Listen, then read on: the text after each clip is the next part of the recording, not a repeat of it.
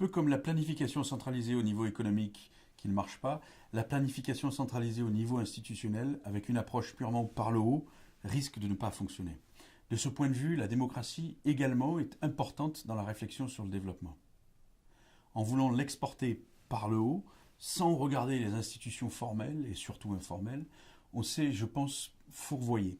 Alors attention, je ne veux absolument pas dire ici que la démocratie c'est pour les riches et que les pauvres n'ont droit qu'à la dictature, qu'on soit bien clair. Aujourd'hui, les gens votent au Congo-Brazzaville. Fantastique, ça a changé leur vie. Ça n'a pas changé fondamentalement quoi que ce soit dans ce pays, un des plus pauvres de la planète.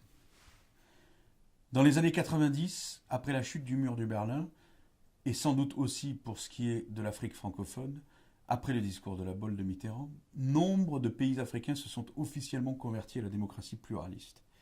Cette transition vers la démocratie a été largement de façade. Le mot magique était celui d'élection, porté sur un piédestal consacré comme l'alpha et l'oméga de la démocratie pluraliste.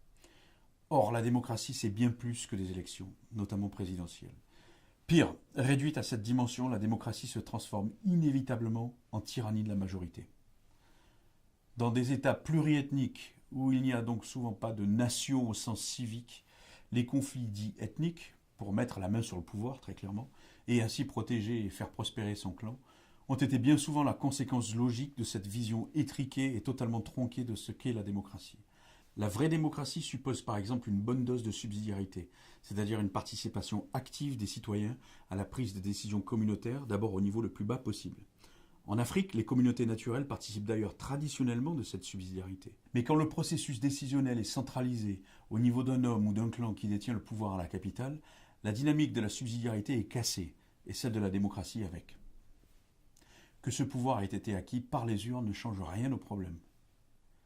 La démocratie, c'est tout un ensemble d'institutions, au sens de règles ou de pratiques, qui sont complémentaires. Ces institutions partent du domaine informel, comme les codes ou normes culturelles, pour finir dans le domaine très formel, comme celui des règles posées par la Constitution, par exemple.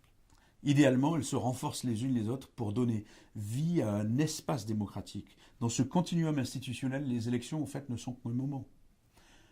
Un aspect est absolument crucial tout au long de ce continuum pour y définir la pratique démocratique. C'est la reddition des comptes et la transparence de ceux qui prennent les décisions collectives au nom des autres, ainsi que l'absence d'arbitraire ou finalement l'établissement de ce qu'on appelle l'état de droit. La libéralisation politique de l'Afrique s'est faite très largement sur la dimension purement électorale. Hors de cela, la pratique politique est très largement restée l'héritière des vieux modèles despotiques, agrémentés notamment en Afrique francophone, d'un lourd système bureaucratique importé des anciens maîtres coloniaux. Cela signifie que, en définitive, même les élections ne sont pas réellement opérées sérieusement. Elles sont là pour plaire aux grands partenaires internationaux, quand ceux-ci ne participent pas au tripatouillage, comme c'est sans doute le cas pour la France. Il ne faut dès lors pas s'étonner que cette démocratie unijambiste, si vous voulez, n'ait pas encore donné les résultats escomptés.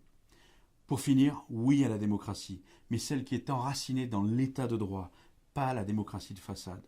C'est l'état de droit qui peut faire émerger les contre-pouvoirs nécessaires au respect des droits individuels qui vont permettre aux hommes d'actualiser le potentiel de développement. C'est véritablement l'état de droit, avec un pouvoir judiciaire indépendant, une protection des droits de propriété légitime et une protection des contrats, qui peut permettre à une authentique démocratie de prendre racine. C'est l'état de droit qui permet l'émergence d'une société civile forte, qui elle-même transmet les valeurs du vivre ensemble, du décider ensemble, qui sont les socles culturels de la démocratie.